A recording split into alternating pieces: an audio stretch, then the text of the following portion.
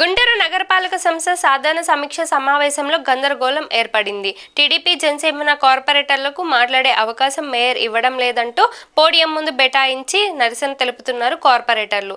కార్పొరేటర్లను సముదాయించి నచ్చచెప్పారు ఎమ్మెల్యేలు.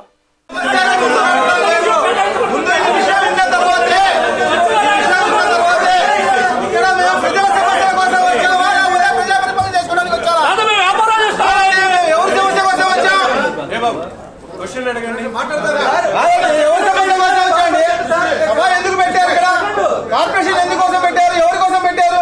ప్రజా సమస్య తెలుసుకోవడానికి, ప్రజా